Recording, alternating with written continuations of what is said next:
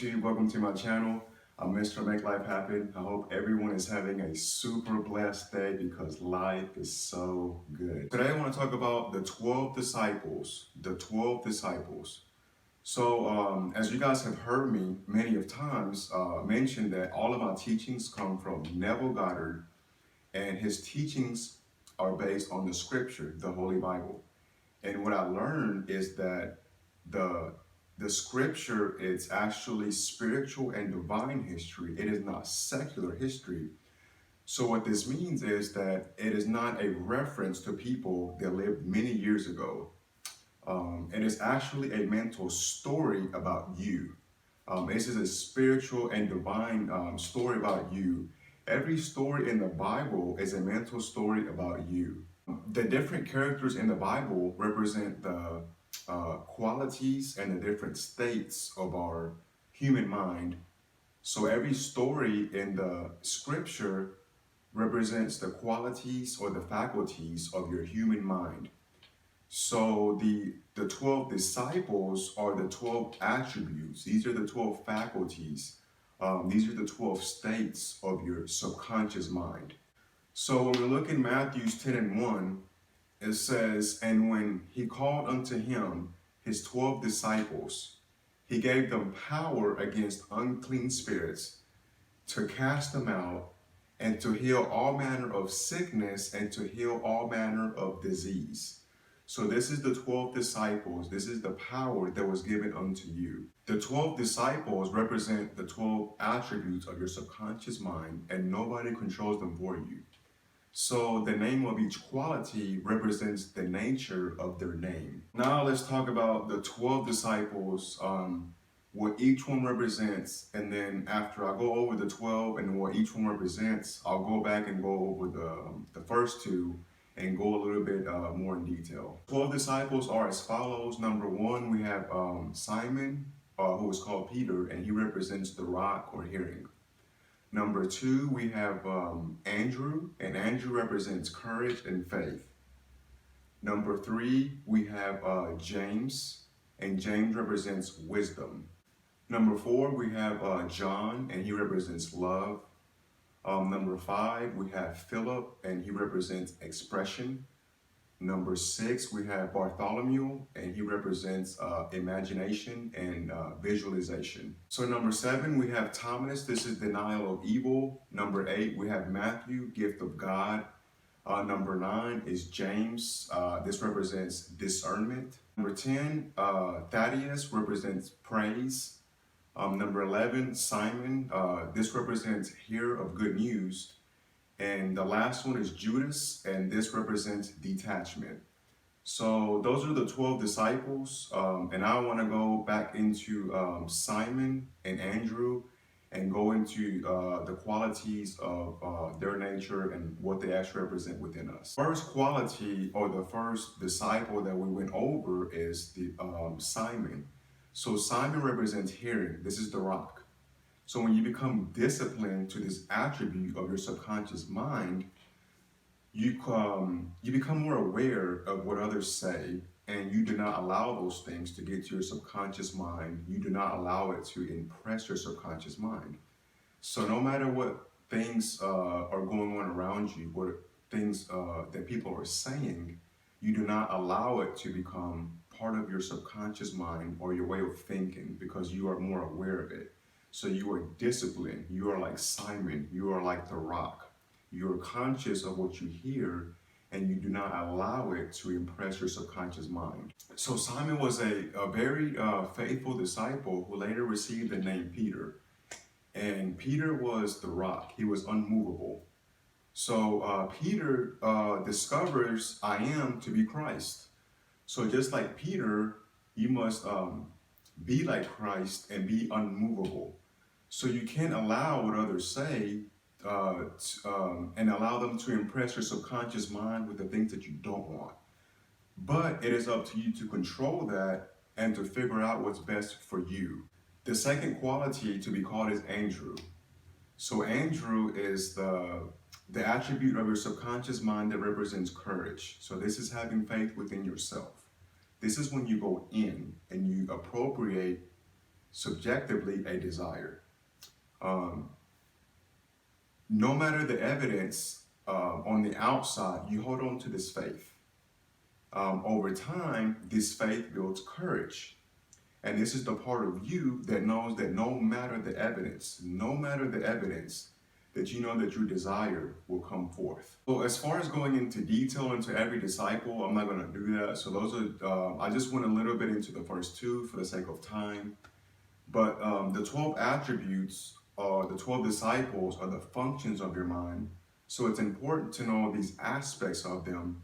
But now I want to talk about how do we activate them. So activating these 12 disciples or these 12 attributes or these 12 disciplines of your subconscious mind are activated by your faith.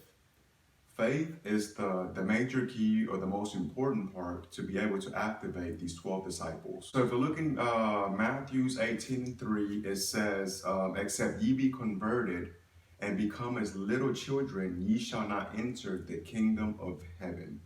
So if you want something, use your faith and the Spirit of God will bring it to you. Your faith determines the direction in which you go. So just like a child, mentally and freely impress your subconscious mind with the things that you do want and focus on that feeling. What would it feel like? When you focus on that feeling, you're implying that you have faith and the Spirit of God will bring it to you. You have to command these qualities or these attributes by deliberate control of your thoughts. It does take time, but you have to practice and then just make it a way of thinking. Love, that's a way of thinking.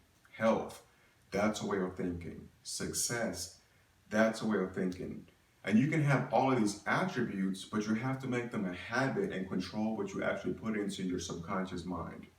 Because remember, where the mind goes, the feet soon will follow. Where the mind goes, the feet soon will follow. Everybody has these 12 attributes or these 12 disciples of the subconscious mind. If you fail to realize this and you don't control your mind, somebody else will control them for you, whether it's environment, school, family, friends, TV, music. They will control your subconscious mind for you if you don't control them yourself. The 12 disciples represent what is going on in your mind. So you have to call or command them to serve you. And you do this with your conscious mind. So you have to go within and hold on to a vision.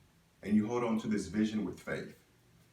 Now, when you hold on to this faith, doesn't matter what the facts, the logic, or what other people say. When you hold on to this vision, you will be led across a bridge of incidents or a series of events that will lead you to your success. But you have to hold on to your vision because remember, where the mind goes, the feet soon will follow.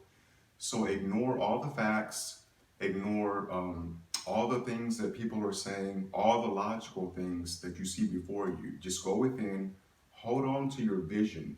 And this is how you command your disciples. You have to hold on to the vision. And remember, if you don't control them, somebody will control them for you. So whenever you are facing an undesired event, remember that you have to train these qualities in your subconscious mind, and you have to activate the subconscious mind. You have to command them and train them to serve you. So instead of focusing on the undesired event, focus on what you do want. Focus on what's best for your higher self. And when you focus on what's best for you, you will actually be able to live your purpose and actually enjoy the good things in life. So what makes you happy? Ask yourself, what makes you happy? If you truly want those things, you can have them. Doesn't matter what other people say, you can truly have them. Just like Peter and Andrew, you're going to use your faith, and this faith will help build your courage. And then you're going to become so disciplined with the things that you allow to be impressed in your subconscious mind that you're going to become a different person. You're going to die to your old self. And then you're going to start seeing your life changing, and you're going to start seeing things going in the direction that you desire, best, the things that are going to be best for your higher self. So just like Peter and Andrew, hold your faith, and over time this will build courage. Once you start to build courage, you actually start to believing in yourself. And when you start to believing in yourself, you actually start to believe in God. Because the Spirit of God is within you. And with you, all things are possible. So the best way to start is to stay away from negative people. That's the number one thing you want to do. Stay away from negative people, whether this is your co-workers, your friends, or even family. Stay away from them. Make a list of the things that you want. You want some long-term goals and the short-term goals that actually lead to the long-term. And do not tell anybody your goals because they're only going to project and echo their current limitations. Remember, you're trying to make a difference in your life. You're trying to move forward. If you tell people what you're doing, they're going to echo what you're currently, the situation that you're currently in, maybe your past, and they want to keep dwelling on that. And remember, where the mind goes, the feet soon will follow. So if you're constantly being told that you were this, that you were that, just negative things, then you're not going to achieve your goals. So stay away from negative people. That's the number one thing you want to do. And then as you practice mentally the things that you want to impress in your subconscious mind, then you will truly understand why it's important to take just a little bit of time each day and commune with yourself. Experience is always going to be your best teacher, so you always have to practice deliberately creation. You have to practice and practice and practice and make this a way of life. Your faith is the evidence of all the things that you see. It doesn't matter what others say, what others haven't accomplished, what your friends say, what your family says, what your co-worker says, what the environment says. It doesn't matter. Those are logical things. So you want to focus on what you truly want and have faith in your heart that you truly want those things and watch your faith move mountains. If you truly want those things, do not be unmoved and become the rock and have faith so that you can have courage to have all of the things that you want and live your purpose and do all the best things that are best for you. Thank you guys so much for watching. Stay tuned for my next video, Call Upon Self. Call Upon Self. Don't forget to hit the like button, subscribe, hit the bell icon, go out there and use your gifts and make life happy. Peace.